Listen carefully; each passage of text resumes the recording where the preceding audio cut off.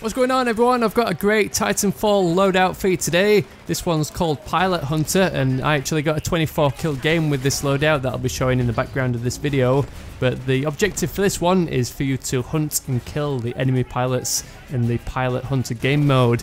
That's the one where pilot kills are the only ones that count towards the game score, so there's no point in hunting out those minions or titans. In this game mode, it's all about player versus player battles. So with that in mind, we're going to set up this class to both hunt out and defend ourselves against enemy pilots, and talk about some little tips and tactics that you might want to employ in your Pilot Hunter games. So let's kick this one straight off and take a look at the pilot loadout first of all, starting with the various weapons. I found that Pilot Hunter's a nice change of pace from attrition. Obviously in attrition it's just kill everything that moves, so it's very rush oriented, and while being aggressive will help out in Pilot Hunter, you will want to take your time to actually pick out those pilots amongst the grunts and the spectres, because after all they're the ones that you want to kill in order to win the game.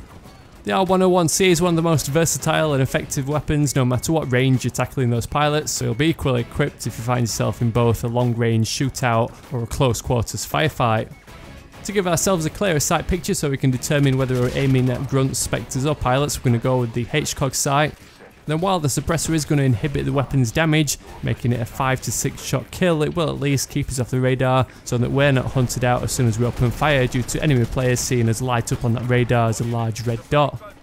Because you don't get any additional points for taking down titans, the anti-titan weapon doesn't matter too much for this loadout, but I've selected the mag launcher since it's quite quick to use, and it can also be used to rack up some points on spectres if you do want to speed up the time to your own Titanfall should you find yourself in a quiet spot of the map.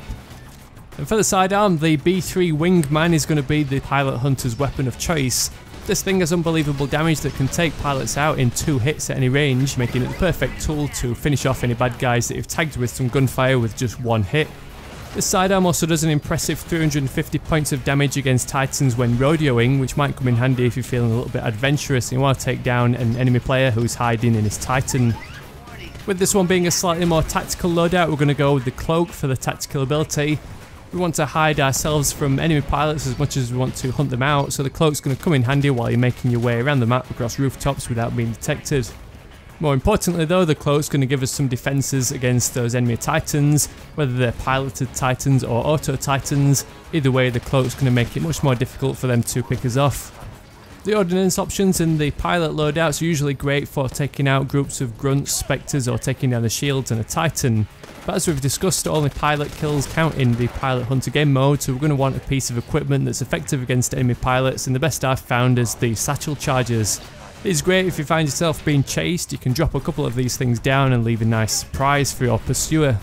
And while I did mention that grunt and spectre kills aren't too important in the Pilot Hunter mode, the satchel charges will come in handy if you find yourself surrounded. While their accuracy is about as good as a stormtrooper's, 1 or 2 hits will take you out if you're already low in health, so one quick lob of a satchel charge will soon get rid of them.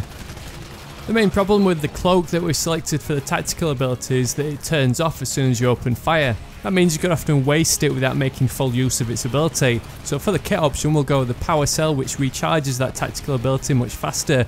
With this Duracell battery, you'll find that your cloak's all ready to rock again. As soon as you've taken out an enemy or 2, you'll be all ready to cloak up and go on your merry way. Then for kit option number 2, the popular minion detector is pretty much useless in Pilot Hunter since we're not going to need to take down any minions for extra points. So instead I recommend going with the Guardian chip. That's if you have access to it, because it is quite a late unlock, and if you're busy going through your generations then you probably won't have access to this very long.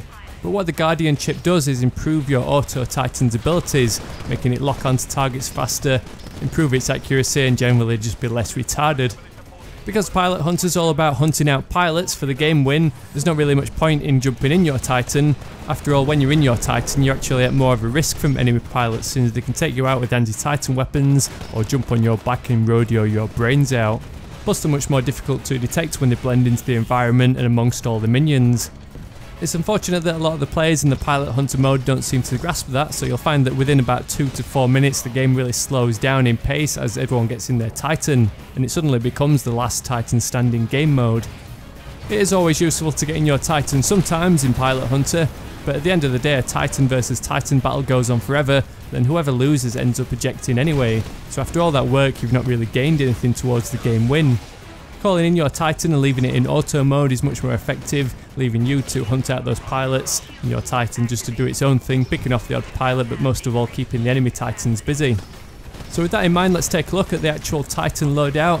If we're going to be leaving this thing in auto mode, we're going to want to make sure that it's got the tools it needs to do its job. That Guardian chip is going to improve it slightly, but it's still going to be nowhere near as effective as it would be if you were piloting it. So first of all, the chassis we're going to want to go for is the Ogre for its tank abilities to absorb a huge amount of damage. Auto Titans aren't clever enough to duck behind cover or retreat for the shields to go up, it just sits there taking hits, so we want to make sure that it's going to last as long as possible. For the weapon I recommend the 40mm cannon. This is nicely balanced between taking out pilots and Titans. It has those explosive rounds which have a nice area of splash damage which can take out pilots with just one shot, which helps with that improved accuracy thanks to the Guardian chip.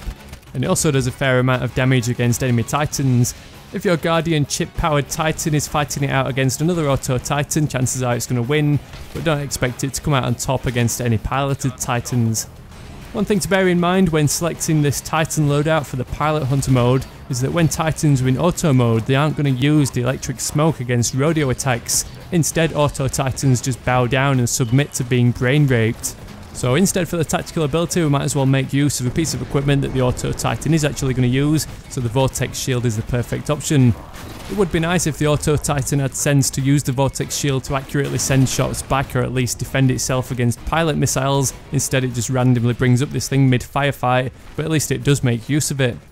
As far as I'm aware, Auto Titans don't actually use ordnance, or at least I've never seen them fire out any missiles, so the selection for our Pilot Hunter is entirely up to us since it's only going to be used if we decide to actually embark our Titan. So I'd recommend the cluster missile for two reasons. First of all, it's going to be a compromise since we don't have the electric smoke ability, so if we are getting rodeoed, you can use those explosive blasts to get them off your back. Simply fire this thing towards the wall, then use those cluster explosions to deal damage to the rodeoing pilot. Just be warned that this will take down your own shields and start eating away at your own health.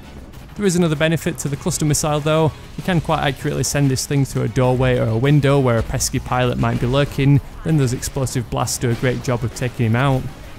Then to finish off the Titan loadout, for the kit options we'll go with the nuclear ejection and the survivor option. The nuclear ejection isn't going to be used by the Auto Titan, but if you do decide to embark your Titan to take out any enemies hiding in theirs, then the nuclear eject option is going to be handy so you can explode your Titan if it ends up being doomed, and chances are you might be able to score a lucky kill with that nuclear blast. Then there's two benefits to that survivor option. First of all, it's going to give us more time to hit that eject button so we're not caught off guard and end up losing a life. It's also going to help keep our Auto Titan alive for just a couple more seconds. So I hope you give this loadout a try in that Pilot Hunter game mode. I was quite impressed with my own score of 24 pilot kills, so I think it is testament that this loadout can work. If you enjoyed the gameplay or the video itself, I'd really appreciate a thumbs up just to help spread the word and share the info with your friends. And if this is the first video of mine you've seen, then don't forget to hit that subscribe button to stick around for plenty more of these Titanfall loadouts, as well as my Titanfall weapon reviews. Come on, follow me on Twitter and Facebook, that's @SpoonerGaming if you want to chat about anything Titanfall related. Otherwise, thanks for watching and I'll catch you all later.